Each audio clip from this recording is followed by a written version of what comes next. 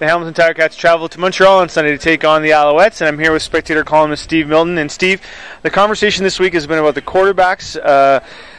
Head coach Marcel Belfait has said that both Kevin Glenn and Quinn Porter will see playing time. They don't seem to know what that is actually going to look like, but does it mean anything in the bigger picture? Well, I think it does mean a lot in the bigger picture, Drew, and I think as we'll read in the spec on Saturday, it has to do with the playoff game, which they're pretty well assured of getting. I mean, if they don't, well, they got a whole bunch of other issues going on. They've come up way short in the last two playoff games, and generally it's been on offense. And I think they want to make sure they have enough options in place that if things aren't going the way they want in the playoff game, that they can make the switch to quarterback, and it'll be more of a seamless switch than if you just started doing it then.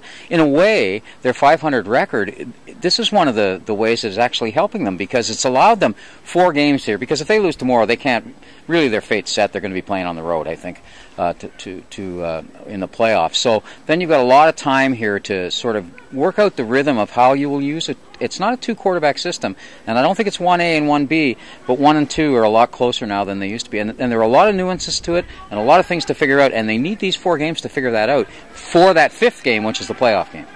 Now, you talked a little bit about the playoffs. I mean, basically the Ticats have to win on Sunday if they want to have any chance of hosting a home playoff date. Yeah, absolutely, and I think it would be a big disappointment in the long run if they don't get a home playoff game, and I think no matter what their record is at the end, if they don't get a home playoff game, it's a backslide. Now, you can erase that completely by winning that playoff game on the road, and then all things are forgiven.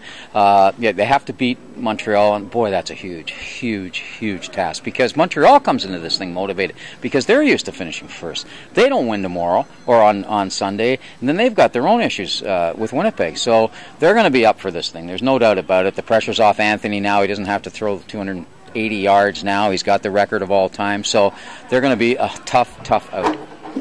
Make sure to check out The Spectator on Saturday for a full game preview, and we'll have a full report from Montreal on Monday. So for the Hamilton Spectator with Steve Milton, I'm Drew Edwards.